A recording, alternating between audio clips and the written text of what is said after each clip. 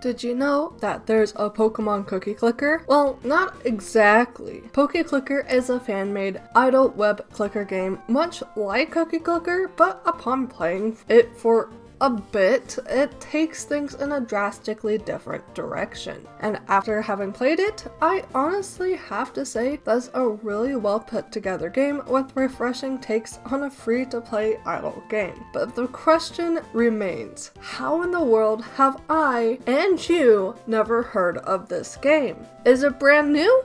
No, in fact, this project started all the way back in 2016 by a fan named Isha. It seems like they completed all the way to Generation 6 back then, but dropped the project for personal reasons, putting it up on GitHub. Pokeclicker remained functional, yet under the radar all the way until March 2022. The reason why this game was brought into the limelight again was due to a little speedrunning based channel, Games Done Quick, where the runners Frozen Fly Gone and Corvamain decided to race to become the Kanto champion. And as a well-known channel, this video may or may not have gotten well over 23,000 views, igniting those who found this video to try out Pokeclicker for themselves, even if it was just for a little bit. It is quite possible that the work of Red Sparrow had brought the game to the runners' attention, as they were committing and working on the code well before the speedrun event. Right now, Red Sparrow is the head of Pokeclicker, helping code the main push for new content and maintaining the game by getting rid of bugs and answering frequently asked questions. Ever since their contribution, the game now has content lasting all the way to Generation 8.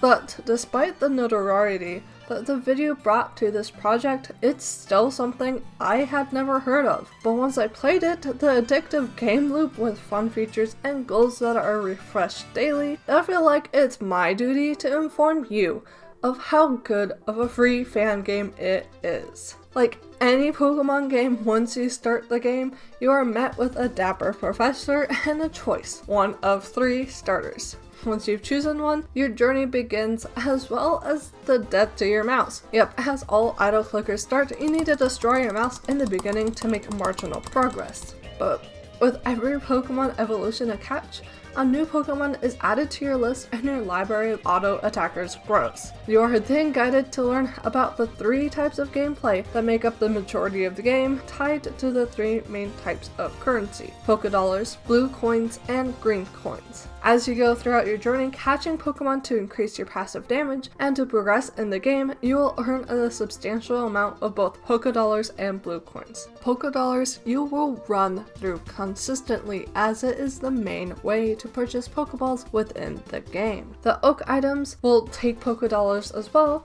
to upgrade passive buffs that will remain active when equipped, but in general, Pokédollars go back to catching Pokemon, leveling up those Pokemon, and adding members to your team, increasing your attack strength. Unlike the regular games where Pokemon, evolve into a new form, when you evolve in Pokeclicker, it just appears besides its Prevo as a level 1 baby ready to add to your Clicker account. It's a strange choice, but since your team isn't limited to 6, but is actually every single Pokemon you have added to your Pokedex, it makes a bit more sense, but it was still super jarring to see at first. Also, as jarring as me asking for you to subscribe in this moment. But I digress. While catching Pokemon, you may also receive blue coins, which is how you pay to enter dungeons. Many dungeons you encounter are needed to progress in the region. Dungeons play differently than the typical clicking gameplay, spawning a simple 5x5 grid where you click or move around with your arrow keys on darkened tiles to explore the dungeon, encounter chests, encounter new Pokemon, and fight a final boss. It's very engaging and actually a lot of fun, sometimes holding Pokemon exclusive to catch. I was pleasantly surprised by the change of gameplay and how engaging it was, and it includes several key boss fights and Kanto story moments like the Team Rocket storyline. When you first get in the region, you are guided along the storyline of the main series games, showing up on the right hand as quests. When you complete quests, you get this lovely green currency. Great, now what am I supposed to do with this? Buy eggs, of course. Certain Pokemon can only be purchased through the game corner and eggs, or attained through evolution items, which are also locked behind this currency. Once you get far enough along in the story, you're introduced to daily quests, which give you tasks to accomplish and rewards you with various levels of green coinage to pay you back once the quest is accomplished. Now, throughout the storyline, this currency isn't something you really pay much attention to. You'll buy a couple of eggs with it and then forget about it. But once you completed the story like I have, you are left with catching all the Pokemon available in the Kanto Pokedex before you are allowed to move on to Johto. And that's where quest coins really come in, as you purchase the fire egg over and over again, hoping for a Charmander. However, despite the grind at the end of the game before going to the next region, it becomes more hands-off and something you can casually let run in the background. There's berries growing, mining, a safari zone as well, but in general, it feels like the rush has worn off and the game becomes the idle Pokeclicker game that you always thought it would be.